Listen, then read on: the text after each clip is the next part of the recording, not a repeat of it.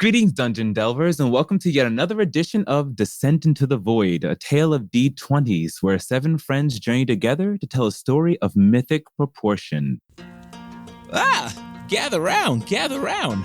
Let me tell you a tale of life and death, of joy and sorrow, a tale of D20s.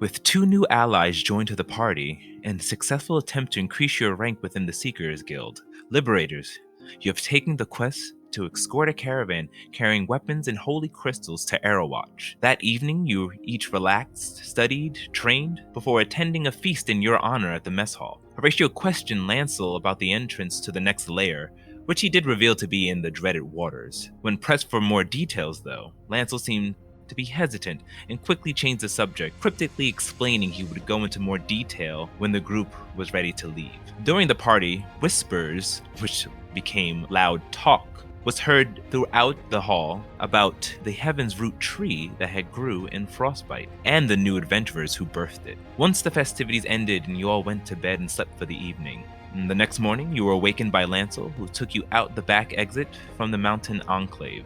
You were led down a path where you met a gloomy, growling, gritty gnome, Glem, your carriage driver. He explained how he was attacked during his last trip, the supplies lost on the trail, with a scar on his face to commemorate the dangerous voyage. With faith in your hearts, you all started your escort, keeping a sharp eye on the dark horizon.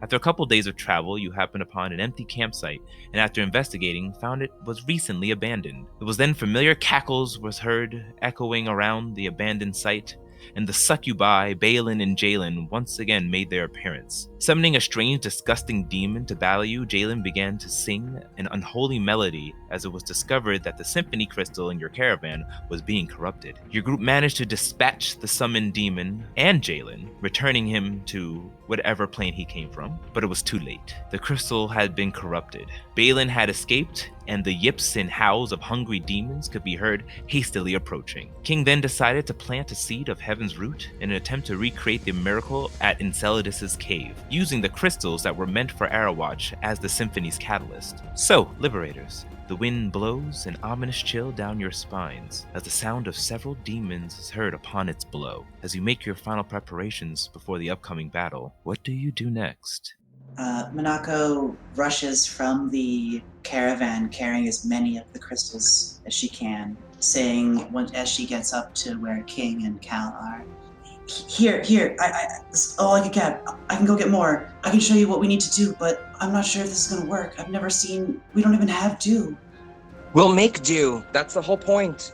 Here, let me help you get more crystals. Stay here, start preparing things, and I'll be right back. And I go and grab more crystals from the caravan, if there are any. As Cal's passing by, Horatio suggests, just take the caravan to the center. We have to protect it. Duran, let's set up a defense perimeter. Where's Syl? That time, Syl will fly over to the center of the camp, and what's the visibility like? Right now it's pretty clear. You can see all around you. You had flown up to see if you can follow Balin, but she had dissipated. All right, then I'll go about, how tall am I in the air You're right about now? 100 feet in the air. All right, I'll stay right there, and I'll survey the surroundings, trying to see which way they're going to come from first. Okay. Duran is going to pull out the unnamed blade, and he's going to whip out one of the silver potions, and he's going to pour it over the blades in preparation. All right. And Horatio will begin casting Conjure Minor Elemental. Seems like you only have a couple minutes left before the sounds reach you. You can go ahead and cast your elemental. How does the potion of silver work, Dungeon Master? So, the potion of silver works as such. You can pour it on exactly as you thought. You could pour it on a blade to give it the silver properties for 24 hours. And Horatio would summon a Azer. I'm going to also reload all 4 of my pistols, my revolvers. I would like to plant the seed, or I know I was preparing the ground, If I've dug it deep enough where I think it's safe, I'll plant the seed, cover it up, and then I will start casting plant growth, which is a level 3 spell, specifically on this area around where this heaven's root is trying to grow. But because I can actually control the area around it as well, the radius I believe is quite large. I would like to make the far, because it's a 100-foot radius around us, so I'd basically like to make like a donut of thicket around us, about 60 feet out or 70 feet out, so that way if they're trying to run through it, they'll be slowed and we can sort of stop them. So I'm trying to concentrate my energy in those 2 areas, and then once the plant growth spell has finished, I will start praying over the ground. Minako will also be praying the king over here, doing her sort of the tiefling prayer dance that she's used to doing. Minako, how did we need to set this up to do this ceremony, this ritual? Set the crystals up like this and this, she says, pointing out the various ways that she thinks it could optimally be put, trying her best to grasp this concept that we're going to make our own do and apply those. Glem turns to you and goes, I don't want any part of this, so you guys got it from here, right? And he runs directly across into the rightmost tent, and then after about a few seconds you guys hear, oh my god, this is oh my god, this is disgusting. And eventually his cries kind of die down. There's dead bodies in here, so many dead bodies. Oh, hurry up so we can get out of here. Demons have definitely been through here. We will have to give them a proper burial once we've defended ourselves. So the way that this is going to work, there is going to be 2 sets of teams. There's going to be the offensive team and the defensive team. The offensive team, your goal is to fight the monsters as they breach your perimeter. The defensive team, your goal is to help grow this heaven's root in hopes that it puts up a barrier to protect you, as it did with Enceladus' cave. To do so, all of you on offense, roll your initiative and take the average of that compared against the waves that will be coming to attack you. Whoever has the highest average will go first. You can use your full actions, bonus, movements, etc. But if you wish to switch to defense, you have to use an action to do so. Defense team, you also roll initiative. You may use your action and your bonus actions. Your action must consist of an attempt to either A, help grow the seed. This will lower the DC needed to grow it, possibly, or help the defenses against the wave, possibly weaken the demons, protect the defenders who are assisting with the seeds, etc. Note, if you are attacked as a defender who is performing an act to grow the seed, then you have to make a Constitution saving throw. And if you succeeded on your initial act, it will then become a failure. If you have already failed, then there is no effect and you just take the damage that you would normally. Does that make sense for everybody? Yes. Sounds pretty straightforward. Okay. So, Horatio, you were summoning which demon or elemental?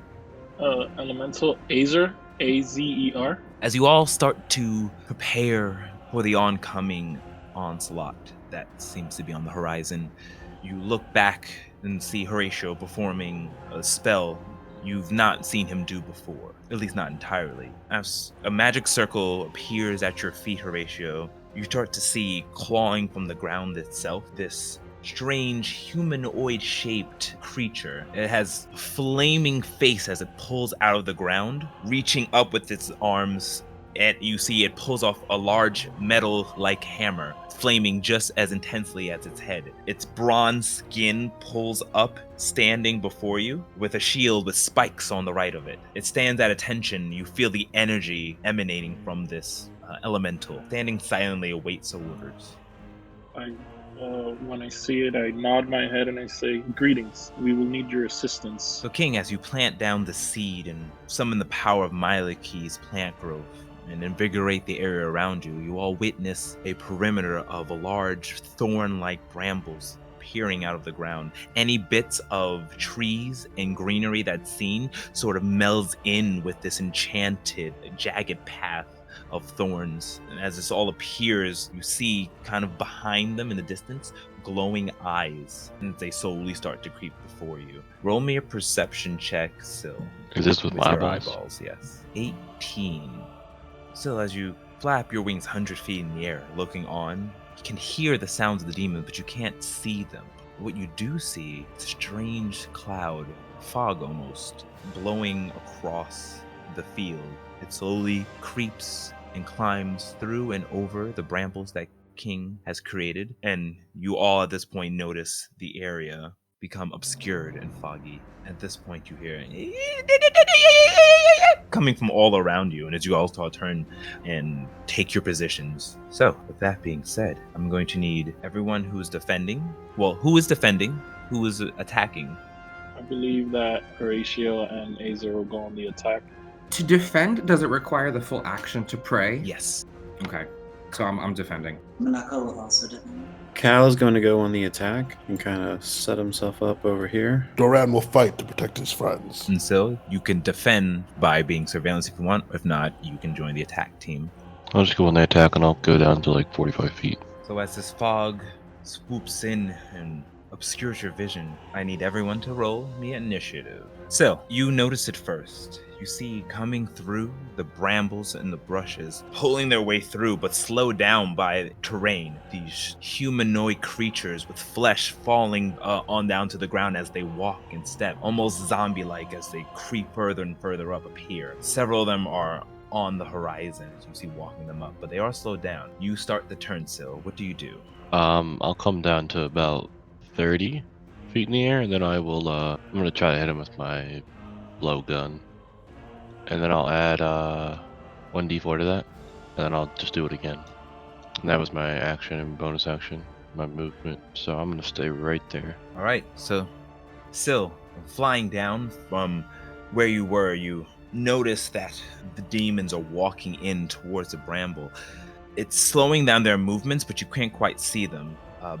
But knowing where they were from your altitude, you're able to strike with your blow dart, hitting them directly into the chest, seeming to do some damage. Up next is Duran. So, Dungeon Master, these demons we see coming over the horizon, are they all bipedal or are they like a mix? Humanoid, zombie-like fleshing, falling off demons. So yes, they're bipedal. Okay, and do I see any coming from anywhere else, or is it just... At this point, you guys are shrouded in a misting cloud that seems to be obscuring your vision. Syl was able to get a good overhead look with his high perception, so you can't quite tell if there's any more. But using his announcement of where they are, you can sort of make out their location. You would be at disadvantage to hit them, but they are also at disadvantage because of the brambles. Or sorry, you have advantage because of the brambles trapping them into place. So it'll be a normal shot. But in terms of what you can see, you're not quite sure if there's any more other than the ones that are been placed ahead of you. Duran is going to try to make better preparations to protect these people who are praying over the heavens route. I've got ball bearings. I want to throw those on the ground in a pattern that might protect them from attackers coming on foot. Okay. Where are you placing the ball bearings? Let me see. I'd like to place them some near Monaco. I think this side to the south is the side I'd like to fortify with ball bearings. Duran's going to then kind of move to the top of this like tent and try to get a better view outwards. Yeah, on top of one of these two tents, if that's possible. Sure. Roll me an acrobatics check. 11. So as you try to give yourself leverage and jumping on top of this flimsy tent, you step on top of it, but unfortunately the tarp tears and you slip on through, landing inside. Inside of it, once again, you see another mess of bodies. Does it seem like an organized mess of bodies? Like someone piled them with intention? They are piled together. Doesn't look like maybe they were trying to do something because of it. It looks like they were ripped apart, eaten, and then tossed aside together. Duran grimaces at the end of his turn. Cal, you're up. Okay, I'm actually going to closer to where Syl is, and then I'm going to fire a shot at unidentified creature number 8. All right. It is obscured, but it is held together, so you can do it at a normal shot. All right. 20. Roll that damage. All right, 11 points of damage. Pull out your magic pistol after reloading it, releasing the fire and hitting it square into the chest. It begins to tumble over, but it keeps itself steady. What do you do next? I'm going to use my second attack to target number 7 and shoot my other pistol at that one. That's a hit. With another shot from your next pistol, you aim true and hit it square into the arm as it kind of begins walking towards you. Excellent. And then that's all I'm going to do. All right. Up next, Horatio and the Acer. Okay, so Horatio is going to magic missile. Actually, no. Yeah, he'll magic missile that unidentified creature he has targeted. Number 4 at level 1, and that's +3, so 11 damage. You're shooting your magic missile. It pierces through the fog, hitting the creature. You hear. What do you do next? Yeah, no, that's gonna be the end of his turn. All right, the Acer. He will hit him with his melee weapon attack, so he's also gonna hit an unidentified creature 4. All right, 16. That hits. And Horatio, looking at the creature, does it look like the creature is resistant to fire? Yes, you can tell after. So the Acer walks up with his flaming hammer, slamming it down on this monstrous humanoid-formed creature. He slams down, the flames wrap around the demon before dissipating, and you just hear. And you can tell that the flames did not take hold. So, yeah, Horatio would yell out, "They have a resistance to flames!" And that's the Acer's turn. All right. The wave will take its turn. All right. So 13, it misses. This strange creature goes and bites itself into the Acer's metallic skin, and all you hear is cling as the Acer bats it off, and you hear. The creature grabs onto the Acer's arms, biting onto it, and at first the Acer seems to be pushing against it, but its fangs just tear deeply into its metallic skin, and you see a little bit of ichor fall out of the Acer's arm. The creature bites down and hits nothing but metal. The creatures have walked past the perimeter, slowed down by the bramble thorns as it leeches on and latches onto its skin as it falls apart, leaving trails within the trees. You all now notice them stepping within your vision, though it's still hazy and cloudy. Defense team, you're up. Starting with King. What do you do? I'm going to hold my hands out towards Syl and Cal, and I'm going to quickly chant a Sylvan prayer. Shield them with your faith and bind them to me. Protect them as they protect this land. And a shower of petals will fall around Syl, and an ivy will grow up from the ground and sort of wrap its way up Cal's leg till it makes it to his head, and it'll form like a crown of thorns. And I'm casting as a bonus action Shield of Faith, and I'm twinning it onto both of them. So now you guys have the +2 AC to your defense. And then I will run over quickly to Horatio, and I will say, please be safe. I'll quickly chant in Sylvan again. I'll say, I bind myself to you. I bind myself against all harm and against these enemies, and I save you, and I sacrifice myself for you, and I will cast Warding Bond. After that, I will start to make my way back to the seed and start to pray, and then I will end my turn after I've sort of bolstered and fortified my allies. All right. King, leaving the seed to germinate as you planted, you went and bolstered the defenses of your allies, Syl and Horatio, before heading off. Looking back to see if there's anything appearing around you, you don't see much within this fog, but you start to make your way back towards the seed to continue the act of its growth. Monako, what do you do? Monako seemed to be in a sort of state of panic, and when King kind of turns his back on her and runs over to go bless his allies, she finds herself left alone with the seed, and she just stands up and breathes down and then begins doing the blessing ritual. However long it will take, amidst all this chaos, just as peacefully as she can, begins to bless, moving around the whole thing in a slow circle and sort of waving her rod back and forth with the paper on it. All right, roll me a religion check at advantage. 13. And I will use Dark One's Own Luck to add a d10. All right, 19. So you begin to dance and pray, performing your habitual maiden rituals that you do back in Frostmoor. You reach out towards Nyx, towards the new gods who bless this land, and you feel presence come upon you. First, the presence is fleeting, and you go to grasp for it, and it starts to slip out of your fingers, but you hear a voice. Now, I need you and your friends alive. Let me aid you. That dark entity inside gives you enough energy to concentrate onto the celestial and divine energy around you, and you do feel that you successfully place some type of energy into the seed, though nothing is showing visually. she'll just continue in this fashion as long as she can and not past her. Back to the attack team. Still ahead of you, you see, or kind of see, it's hard to make sense now that it's past the brambles. You can't quite get a bead on them, but you do see the shapes of the demons walking closer and closer toward you and your allies. What do you do? Can I attack this dude in front of me? Yes, you can attack, but it'll be a disadvantage unless you have a way of seeing them without relying on sight. I guess I'll just attack him. So you go ahead and strike with your first hit with your vicious warhammer. Unfortunately, the fog skews your vision too much, and you swing and miss and hit nothing but the air. But you do hear the from around you. Looking around, you're trying to pinpoint what this creature is. Go ahead and make your next attack. All right, a 10. Once again, you swing and unfortunately are unable to hit it. 25. That's a hit. Roll damage. So as you swing left and right with your warhammer, unable to hit it, you stretch out your senses and instead, using your talons, are able to strike up the sternum of this demon. And all you hear is the demon falls to the ground, dead. What else do you do? That's it. All right. Up next is Duran. So after Syl vanquishes the first foe, you try to pinpoint where they're coming from, but it's too foggy, too cloudy. What do you do? Well, Duran, after last turn, of course, he's fallen into that tent. He's going to Yes, I forgot. try.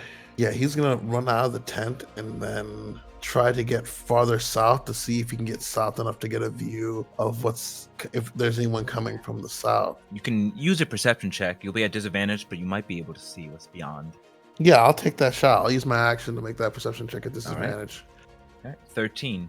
You kind of look around you and you see the tents, logs, as well as you see what seems to be a boat on the beach of a frozen shore. A small, tiny river is at the bottom, but it's completely frozen over. You're able to tell that. Looking past the smoke, you're not sure, but you definitely see something coming, something stepping over the ice. I'm seeing something coming from the south, Duran yells. Using his bonus action, he's going to run all the way over here and get over near these logs with the intention later to kind of knock the logs down to create an impediment for someone trying to get over them. Okay, noted. So after seeing the demons in the distance and announcing the troubles that are afoot, you run over towards the logs, embracing yourself, preparing to take action if needed.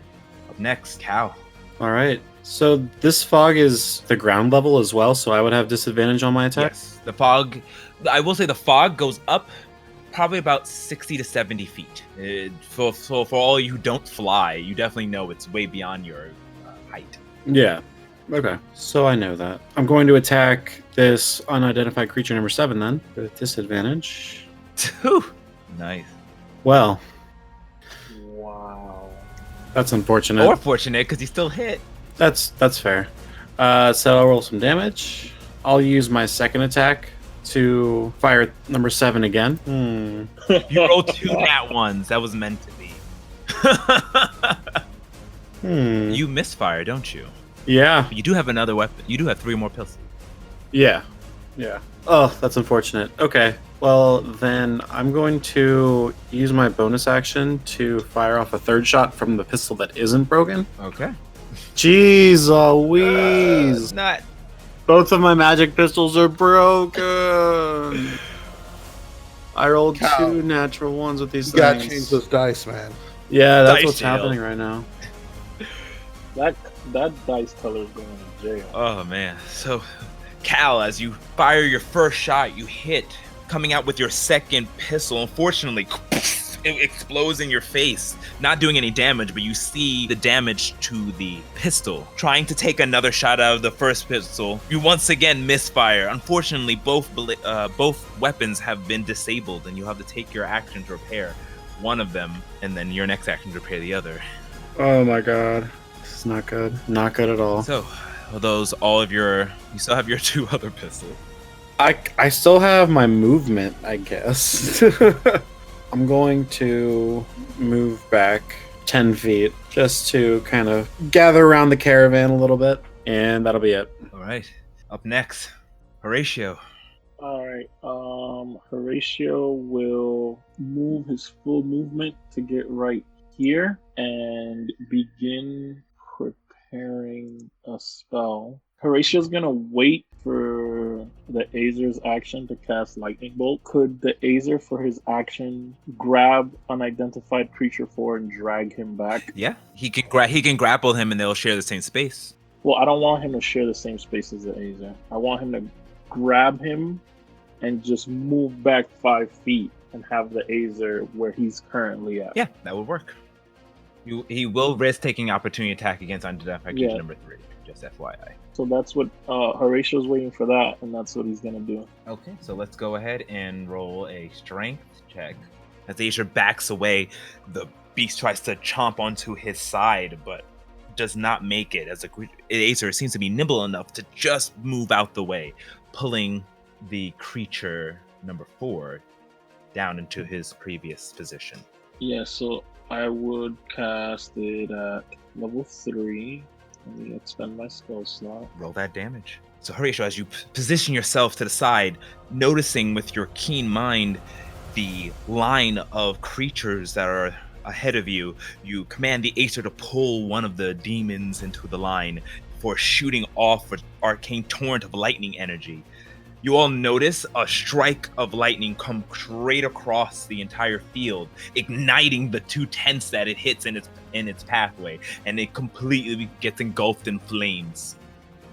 You hear the echoing you hear the sound of the demons kind of quake in fear, but as the dust settled, you do notice that not all their body is charred. Some of it begins to heal up slightly, and you did not do as much damage as you would have. All right, so up next is the wave. So, creature number 1, you're right there. Horatio is going to take attack against you. All right, it's a 13, which misses. It goes to bite you, but you quickly jump back. Creature number 2 is in the flames, so since it's our turn, we'll take 1d6 half of fire damage. So no damage, because I rolled a 1. It's resistant enough from the flames, and actually it is on fire. I will say it's on fire, but it begins to move as a flaming corpse towards the Acer. That is a miss. It bites in and unfortunately does not pierce its metallic skin. Defense team, you're up. King, how do you defend? I'm going to run back and say, Minako, let's try and get in sync. And I'm going to try and follow her dance pattern as she's dancing around. And I will start to chant in Sylvan and pray towards the earth. And every now and again, I'll also say, because King doesn't know the word for Nyx in Sylvan yet, so he'll be like, Nyas, nif, nif, nif, nif, Nyx, nam, naf, naf, naf, Myliki. And I'll be calling out to both of the gods and trying to invigorate the earth and soil beneath me with my prayers. Roll me a religion check and advantage. Ooh, natural 20. Roll me a performance check as well. 17. You begin to sync yourself up with Manako's ritualistic dance pretty well. And as you start to pray towards Nyx and Myliki, the energy from the invigoration that you had cast earlier begins to pulsate onto the charred earth that you planted the seed. No visual signs other than that can be found, but you do feel the energy boop, boop, boop, boop, beating from the ground below. And then I will end my turn. Manako, at advantage, roll me another religion check. Oh, 23. Continuing your prayer dance and synchronizing with King, you release out, and you also feel the pulsating earth beneath you. Still no visual signs of it taking effect, but you feel it deep within your bones. She will do her best to position herself in a way where King can kind of mimic her movements on the opposite side of the crystal tree formation. Right now, the way it looks is you've placed several crystals into the ground, positioning in ritualistic fashion. The seed has been planted directly into the middle of it. There's no glow to the crystal other than the actual glow coming from the ground, but you feel the energy rising up. I picture like a dollhouse version of Stonehenge with the crystals and the seeds in the center, and we're like dancing around it. Now, still, with the unknown demons screaming in your face around you, what do you do next? I'm gonna hit him. All right. Still obscured. Make your attack at disadvantage. The dice do not love you today. 2 nat 1s in a row. Oh my god. Dice jail, change those colors. Okay, your first strike unfortunately misses. The second one hits the creature number 7. Go ahead and roll your damage. And channeling your energy with your Kensei strike, you slam the creature with your battle axe, severing its head as it falls to the ground. All you hear is a And then I'll spend one more key point to do fair blows to this guy in front of me. All right, that is a hit. Roll damage. All right, 5 points of damage, slashing. As you rise up and slash the next creature, you hear it scream in pain into your face. You lock eyes for a moment, and its grotesque, melting body forms on your hands as you pull away and kind of shake your hand to get off all the residue. Duran, you're up next. Dungeon Master Duran is going to try to knock these logs down to create like difficult terrain in this area back here. All right. If you're just trying to kind of pull a log out or kick a log away to make them all fall, it'll be a free action. If you're actually physically trying to attack it so it can go more places, then that will be your action. It'll be the first one, Dungeon Master. He's gonna run over and he's gonna give it a kind of drop kick it. I know that's a bit more dramatic, but Just roll me a d20. You give it a drop kick, and you hear a huge thud as the logs spread apart, both left and right. I need you to make me an acrobatics or dexterity saving throw to see if you don't get knocked over from these logs. It was the best of times, and it was the worst of times. Indeed. death is not a hunter unbeknownst to its prey. Indeed. So unfortunately, as you kick it and try to make your way forward towards the enemies, you stumble on the log that comes your way, and falling onto the ground, you are now prone. You don't take any damage though. Awesome. I'm gonna use half of my movement to stand back up. Looking around, you do see that the logs have fallen across in at least this area. He doesn't even, any dirt that's not on his eyes, he doesn't bother to wipe off when he gets back up. He stands up and he gets ready to start running towards, it seems like there's people coming from the south, but he heard something. So, Dungeon Master, this fog and smoke, would you say this is a natural phenomena? Roll me intelligence check. You're not sure. He's so smart. Duran's going to try to read the movement of the wind and the smoke to use his Mask of the Wild feature to hide in the smoke. Go ahead and roll me a stealth check. 27? All right. You begin to walk. You're not sure if this is natural phenomenon or magically created, but indeed you are blending in with the natural surroundings. There's still trees and other natural foliage around, so you're able to blend in with those. Though looking down, I'm not quite sure if the fog is working in your favor or not. Duran's going to go more south towards where someone else might be coming from. He's got like 20 movement left, so I'm just going to move 15 and move there and call it a day. Is that, King, you're also for enemies and allies, or just enemies? Everybody. So you will not have that movement. Okay, then I will not. Instead, Duran will move this way by 15 feet and then call it a day.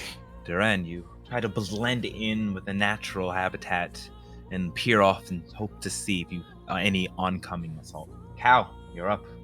All right, I'm going to spend an action trying to repair one of my magical pistols. If I'm using my Tinkerer's tools, would I make a sleight of hand check to go against the DC, or Intelligence? Yeah, that's what it is. It'll be an intelligence check to see if you can put it back together. So roll an intelligence check with your proficiency.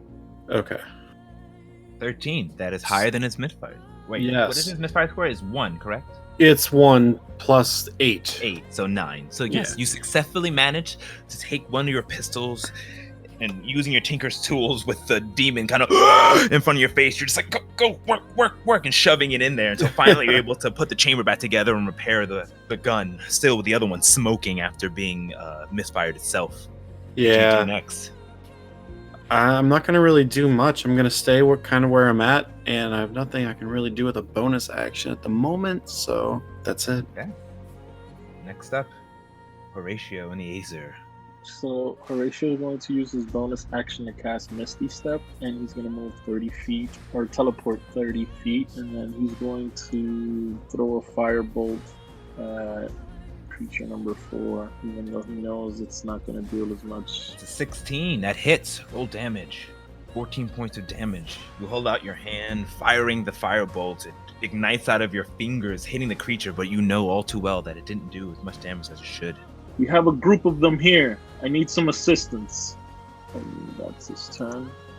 Acer's gonna continue tanking that there and attack unidentified creature number 4. All right, that's a hit. 24.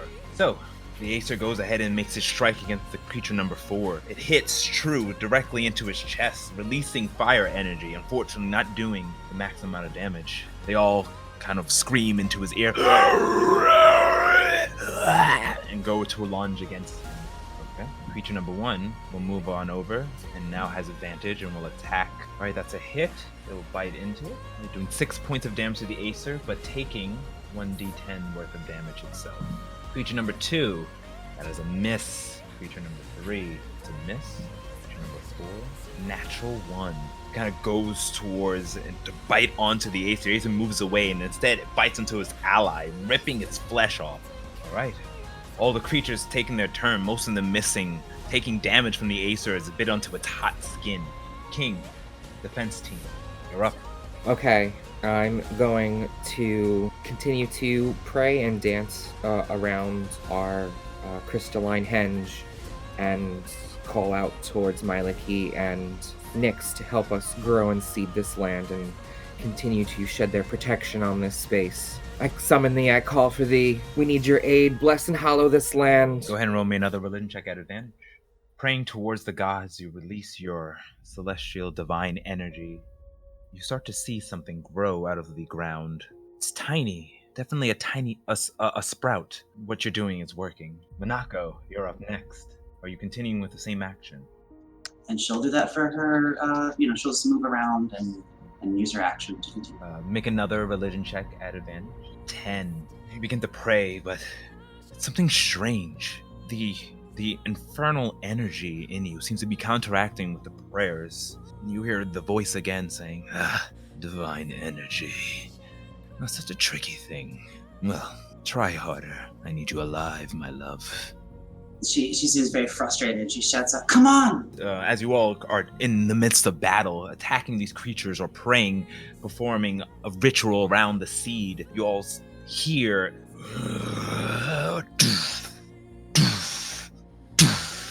and coming through the bramble bush of both the north and southern entrances of the campsite. These demons seem centaur-like in appearance, though with evil, decrepit bodies. Its 4 hooves are trapped within the brambles that King has put up, but it's slowly piercing and pulling its way out, with its long claws and horns seem to be dripping with blood.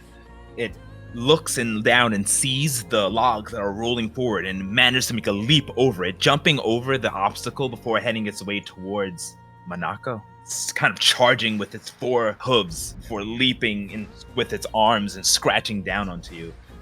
With a natural 1, you are able to catch it and dodge out the way before it slams down. Its foot gets kind of stuck into the ground. That's a little bit soft from your prayers and your steps, but it does try to make a clawing at you. All right, 17 versus your AC. I'd like to react. I will say, "This is hallowed sacred ground. Dare you defile her?" And with that, I'll sort of, since I'm opposite side of Minako, I can see it coming, and I'll try and use the natural energy of Myliki to disrupt its attack, and I will use 2 sorcery points to reduce its hit attack by a 3. It's a 14, unfortunately. It still hits. I tried. Scream out, using the power of Myliki to banish this beast, but unfortunately its strike still rings true, doing 10 points of slashing damage on you, Minako. And finally, it will make its last attack with its serrated tail. And that is a miss. Minako, after getting slashed up by this creature, you manage to dodge back, missing its tail as it slams into the ground. It will use the rest of its movement to kind of pull itself out of the ground and stay there and look at you menacingly. You should never touch those blessed by Nyx. And cast Hellish Rebuke. Okay. As you released your torrent of flame, hellish flame energy onto the creature, you notice it jump out the way. It seems to be extremely nimble on its feet. After it did take some damage from the flames, you notice it slowly start to heal up. And then you start to think that, once again, it's another demon. And you know this already because you live in a land of demons, that these demons are not immune, but resistant to the flames. All right, now attack team, you're up. Syl, surrounded. What do you do? I'm gonna hit this man in front of me. All right, that's a 16 hits. Roll damage. I'm gonna spend a key point to add a d6 to that. Use your key point to shoot your Kensei energy into it, damaging it beyond repair as the creature falls to the ground, melting. Alright, I'm gonna attack this man's now. 23, that's a hit. Roll damage. I'm also gonna spend 1 key point to do stunning strike on this guy. You notice that it's sturdy and seems to, over the effects that you apply, able to exert extra energy to deny its effects. And then I will just hit him with my talent strike then. The fog is too thick, and you manage to strike down, but hit nothing but air. All right, Duran, you're up next. Darn this dummy thick fog. When Duran sees the nightmarish hooved creature hop over the log and attack Monako, his defensive instincts kick in, and he's gonna run up on this dude and introduce himself with violence. He's gonna move up 35 feet, which is directly next to him. Does this have flanking? Yes, it does. So you don't roll at disadvantage. And he's gonna attack with the unnamed blade. Gotta think of a name. I think I have a name for it already, but he hasn't named it in character yet, so. Okay. All right, so that's a 19. So you strike it, continuing with the momentum. Do I roll connect slash on this hit? Oh, yes. You get 1d6 first. So you run the 1d6 first, yes. And it also gets sneak attack because Monaco's next to him. Yes, it does. Roll that damage. Then he's gonna swing again. All right, that's another hit. All right, Duran, as you release an onslaught of slashes, the blade hums in the air as each continual strike increases its speed, doing more damage.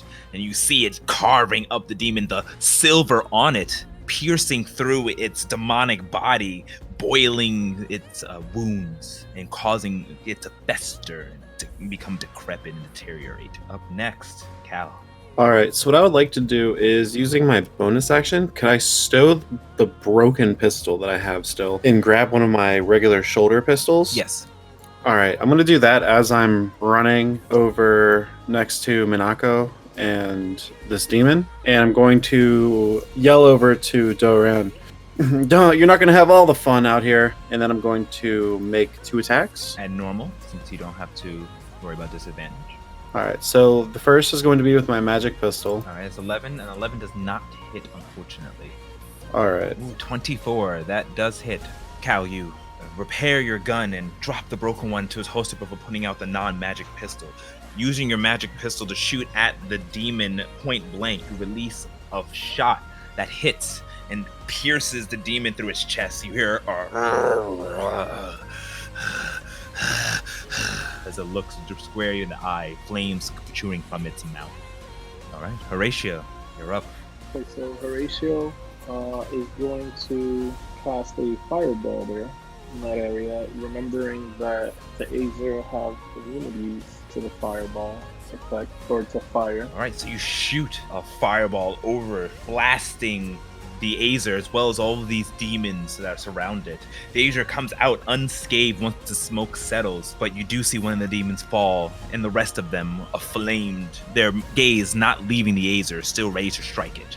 And then the Azer will attack them, creature number 5. Nat 1 swings down on creature number 5 with a mist blocking its blow.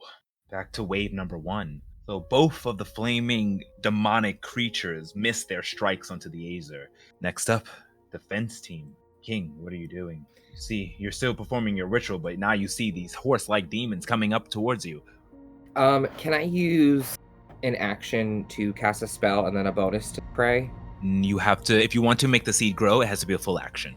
So I see the 3 allies on this one down here, but I see another one coming, and I'll say, the land I walk on is sanctuary, and this place is holy. You do not belong here. Be banished. I shed the light of Nyx and Mylaki upon you. Burn in their divine radiance. and I will cast Guardian of Faith, and it is a large spectral tree will appear in this space right here. It sheds a glow that's 10 feet around it that damages all enemies that are within its space. And then I will, after saying that, I'll start to like walk and try and get back in sync with channeling my energy into the seed. So using your action to help defend and place a barrier to impede monsters as well as damage them, you summon forth a large spectral tree before heading back towards the seed and try in an attempt to help it grow even further. Monako, what do you do? She sees that this thing is huge, and she looks over at Duran and Cal and the monster, and without thinking, she just takes a couple steps away and tries to get away from the creature to the other side of the pile. After she gets to the other side, she'll kneel down next to the seed and then continue with her prayers. The centaur demon reaches out and attempts to strike you. You take 13 points of slashing damage as the serrated tail strikes onto your back, slashing down, tearing a little bit of your kimono before you go ahead and continue the ritual. Roll me a regular rhythm check, not at advantage. 7. Now that there is a chaotic, dark entity within your perimeters, you notice that your prayers aren't quite reaching onto the seedling. You stretch your mind out, and you stretch reaching towards Nyx, Myliki, any goddess who would listen. Unfortunately, you're unable to grasp it, and no change is made upon the seed. Next up are the horse centaur demons. It's going to back away. Both of you can make attack opportunities if you want to use your reaction to do such. Duran is going to give an attack of opportunity at him. Would Cal also get an opportunity attack? Yes, you both do. Sick. That is a miss, but that is a hit, Cal. Now backed away, and what you see is to be an electric javelin in his hand. You don't know where it came from, but it is just shuddering with electricity. He pulls back and releases it, shooting a fierce beam of electric energy down past the horse and hitting King as well. So you and the horse look on when you see this white jolt of lightning come straight towards you. The horse gets hit. 35 points of lightning damage. The horse falls over like and dies on sight. Biscuit! Next up is the next one, and it too pulls out a lightning javelin, throws it directly in front of it, striking both Monako and King. So I need you both to roll me dexterity saving throws. You both manage to jump out the way before taking the brunt of the damage. Up next, Syl. All right, so I'm gonna move towards where this guy went. All right, so Syl, you glide on over, positioning yourself so you can better hit your target with Horatio on the other side. Unfortunately, the strikes you make do not land contact. Duran, you're up next. Duran is kind of horrified by the show of magic as these creatures pull out these enchanted javelins and roll these bolts of lightning, the energy of the skies itself at their command. He knows he's got to take these guys down. Duran's going to try to strike at this giant hoofed creature. Unfortunately, the fog too thick, too hard to see. Even this large beast manages to duck and jump out the way. Cal, you're up next. All right, I see that this four-legged demon has run away, and I'm going to probably move up a little bit closer. Then I'm going to attempt to shoot at it with my magic pistol. Just don't crit. Fail. Yeah, right. 19 hits. Rolled damage. And then I'm going to take my second shot with the magic pistol. Oh, no! Oh, my goodness! Fuck! Double nat ones again. Oh, my God. Your magic pistol, once again, as you go to fire it, explodes into your hand. You don't take any damage, but you look down and see the damage has been done, indeed, to the pistol. Oh. Have to repair it. Now you have 2 broken magic pistols. Yeah. I'm going to take my regular pistol for my bonus and fire one off at this infernal creature that's giving me such rotten luck. So you fire 1, 2, 3, and when one of your shots explodes into your hand's and it's slightly damaged, you go ahead and try to use it to fire a next shot. And unfortunately, that one misses as well. Oh, this keeps happening. And that's going to be my turn. The gods are not here today. Alright, so Horatio, seeing that this unholy beast has just popped up in front of me, basically, or ran to me, does Horatio recognize this beast? Roll me an intelligence check at advantage. All right. Indeed, this is one of the creatures you've read, and with your keen mind, you're able to quickly bring up the information. So, this is an Armanite. Armanites are strong against cold, fire, and lightning, and immune to poison. They also have a long serrated tail and lightning magic that they can use to shoot a bolt about 60, 70-ish feet, but it does need to recharge its energy to do so. Horatio, with a free action, because it says it on the item, will grab a hold of the staff of Alsalar, and he's going to yell out lightning, and the staff is going to kind of have like a jolt of electricity run through it and just go into Horatio's body, and now I have resistance to lightning damage.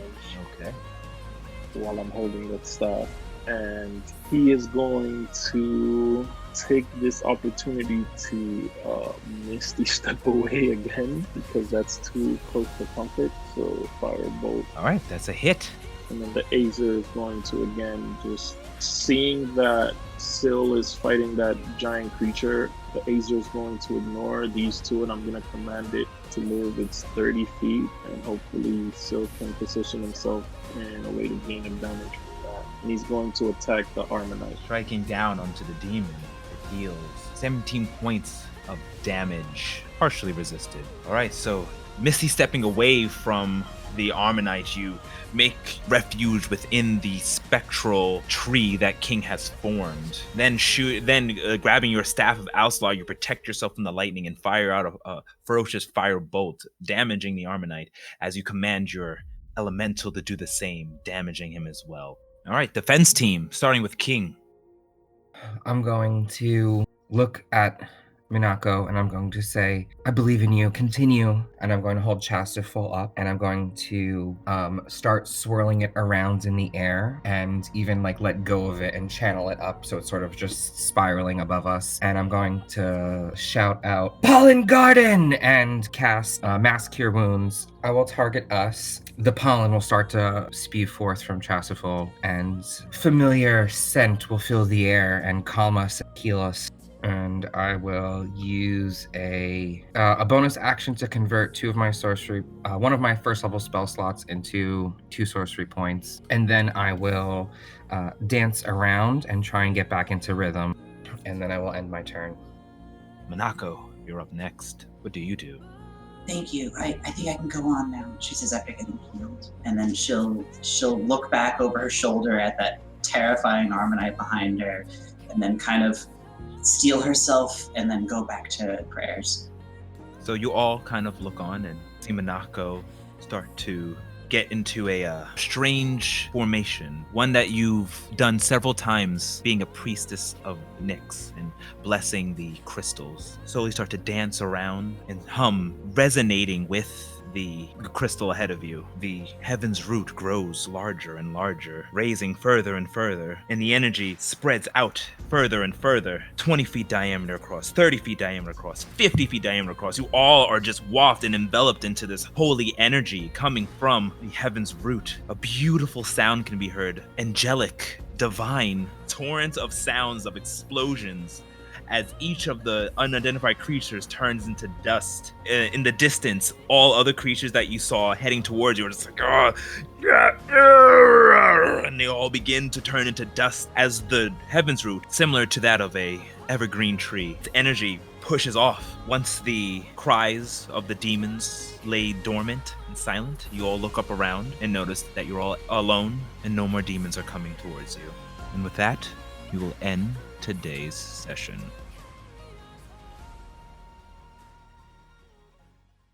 Hey there, Dungeon Delvers. Thank you for listening.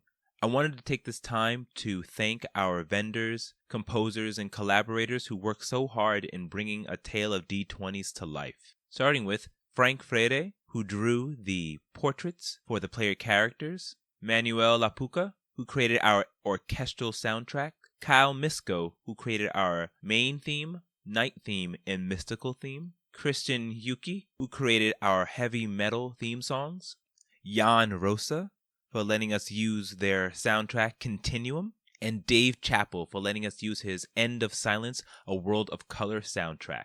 You can find more information on all of these artists at ataleofd20s.com.